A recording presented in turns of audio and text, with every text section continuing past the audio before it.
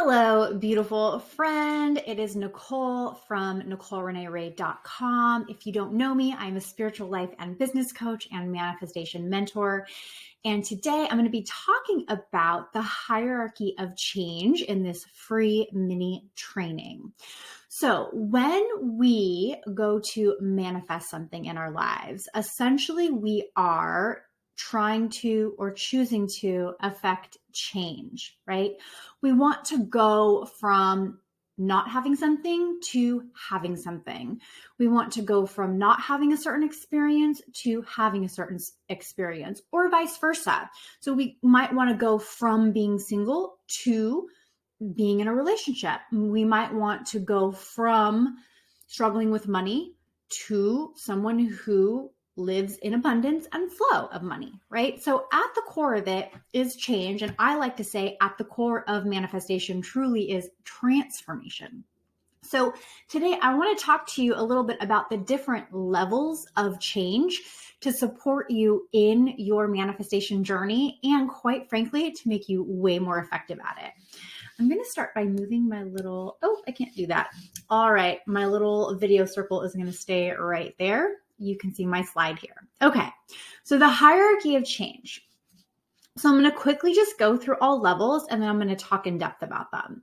So the different levels that we can change at are the levels of environment, the levels of our behavior, the level of changing our skills and capabilities, the levels of our beliefs and our values, and the level of identity, and then beyond that, which we'll talk more about in just a moment. So let's talk in terms of an example. So let's say that you are wanting to, you're not happy with your job, right? You're not happy with your job is not working for you. And so you're like, you know what? I'm just going to get another job, right? So what are you doing there? There's a little bit of change in behavior there, but you're really looking to change your environment. How many times have you gone through an experience where you just try to change your environment, you get a different job or you get into a different relationship and then you realize that you're actually in the same situation you were in before, even though you have made a change, right? I've certainly found myself there. So all that means is that you made a change on one level and you just changed from one job to another or one relationship to another, but you didn't actually change on some of these other levels, which we'll talk more and more about here. So let's say you decide that you want to lose some weight. And so you change your behavior, right? You say, okay, well, what I'm going to do is I'm going to start going to the gym. So you start going to the gym a few days a week. And maybe you change a little bit of your eating habits. Maybe you start counting calories for a little while. And so you changed your behavior. And let's say you even lost, 10, 15, 20 pounds even. And then time goes on and somehow you revert back to your old weight, maybe even gained a little bit more. So what happened there is you changed at the level of your behavior. You changed probably your environment a little bit because you started going to the gym, you left the couch and went for a walk, right? You changed your environment, you changed your behavior, and yet that change didn't really stick. So let's say you go, well, you know what, maybe what I need to do is, I need to learn more. I need to go get a certification. I need to become a health coach or a personal trainer to actually get better at this. So you go and you get the extra skill and you become even more capable and you go back to changing that behavior and back to changing that environment. And somehow you walk down that line and you still end up back to where you were before. And then take that further in any type of example, whether it be a relationship or back to that weight loss example or jobs, right? You're like, okay, well, I'm going to work at the level of my mindset. All right. I'm going to change my beliefs about this. I'm going to change my thoughts about this, and I'm going to continue to get more certifications because I must need to learn more so that I can do more. And I'm going to continue to do these different things and I'm going to continue to change around my environment. And you do all those things and you're working at it and you're putting all of this effort in and you still somehow end up where you were before. Let me know if you have had this experience before. Okay. And if you have, first of all, you're not alone because I have too. And this is very common for us as human beings to go through this, right? These are all very logical ways to make change, and truly there's nothing wrong with them, okay? They're just not necessarily always the most effective. And so that leaves us with this very, very top of the chart where we talk about the self or self-identity or your identity.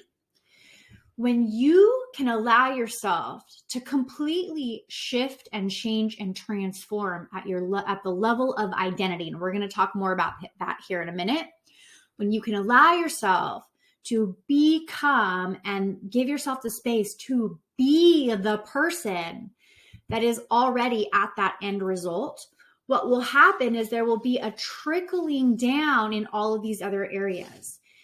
If right now, no matter what the weight on the scale says, right, no matter what the number on the scale says, no matter how the pants feel when you wear them, like no matter where you're at circumstantially or logically, if you can allow yourself to be fit and lean and athletic now, right, to actually believe that you are that now, that is part of your identity. It's part of who you are. It's part of who you're becoming more and more of all the time.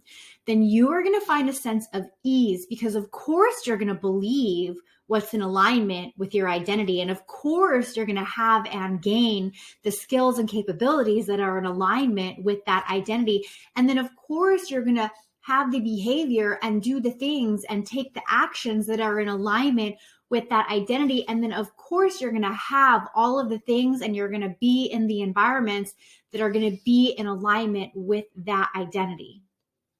So the point here is that rather than putting the extra effort that is usually required to change at these lower levels, to actually go to the source and allow yourself to shift in yourself, in who you are, in how you identify with yourself.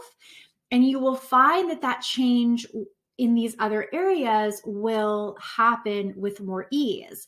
Now, I want to say a little bit more about that because typically one of the things that can happen when we start to allow ourselves to change at the level of identity is our ego can get in the way. Now, I want to share a paraphrased quote before I move on that topic. So Gandhi has a quote out there, and if any of you are watching and you want to go find it and put it in the comments, please do. But the quote is something along the lines of like, one of the most powerful things about being human is that we have the ability to reinvent ourselves at any moment in time.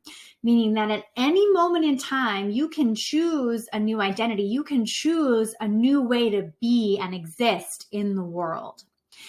And it's not necessarily always the easiest thing, but it certainly can be, right? It actually, at the core of its nature, being is our true nature, right? You are a human being, not a human doing. So this capacity to allow ourselves to be. Now, getting back to what I was saying about the ego, and also what can happen in our social situations, right? So part of this may be that you choose a new identity, and in that new choice, there is usually a surrendering and a letting go of that old identity. So there can be an emotional release in that. There can be layers to that. And I'm encouraging you in this training, in this video, that, if you, in your heart of hearts, have this desire that you're stepping into, if you are led to this training and this conversation about transforming your identity, then maybe there is some value in you processing the letting go of the old identity. The old identity is going to want to hold on. And that may be in feeling the grief and loss of social circles that don't align anymore. That simply just may be, old things and habits that you used to do that aren't a fit anymore. And that can be a really real thing, but that's also a way that your ego holds on, right? And your ego is not truly who you really are, right? Those are two separate realms. There's a way to have a healthy ego. There's a way to honor the ego. However, most of the time, the ego is really going to direct you to hold on to limitations. So when you begin to choose to allow yourself to change at the level of identity, That means giving yourself the space to be who you say you are, who you're choosing to become right now. And you get to be that person right now. So if you are transforming your finances, then this is why affirming the beliefs and the values and the perception about you being in abundance right now and choosing to look for the gratitude of the abundance that already exists. The person who is stepping into new levels of abundance, of course, they're going to have greater skills and capabilities around money, right? Maybe they're going to become better at budgeting. Maybe they're going to become better at accounting. They're going to have, beliefs in their capabilities of becoming debt-free and earning more money from different areas. And their behavior is going to reflect that. And then their environment too, because as they walk down that path, they're probably going to have things that are more in alignment with that abundance. Maybe they have a flourishing business. Maybe they, start a retirement account and it begins to overflow. So becoming that abundant person now and allowing yourself to live that way now is going to trickle down. Same thing if you're attracting a relationship. If you are choosing to become someone who is going to be a wife or be a girlfriend, right? And you've maybe been single, or maybe you've even had your heart broken. I know for myself, I had to let go of the identity of like the heartbroken girl, because it really positioned me at the level of victim when it came to my personal relationships. When I allowed myself to go through that healing and transformation, and I chose to identify with myself as someone absolutely worthy of an amazing relationship, someone who was masterful at cultivating intimate partnership, someone who was just, I said worthy already, but just very deserving and capable of facilitating and creating and maintaining a lifelong, I call it a lifelong love affair, right? Whatever words you would put around that. So you can apply this to anything and anywhere. And, I put this other little triangle here about the beyond because, adding your relationship with your higher power in this process is only going to support you that much further, right? Gabby Bernstein has a book called The Universe Has Your Back, right? Understanding that your identity, your soul self, who you really are, is connected to this higher place. And that when you choose to make a change and a shift at the level of identity, at the level of self or your higher self, then you get the support of everything that is accessed beyond that. So I hope this mini training has helped you along your journey of transformation and manifestation. I'd love to hear what you got out of it. So please let me know, and I will see you in the next one.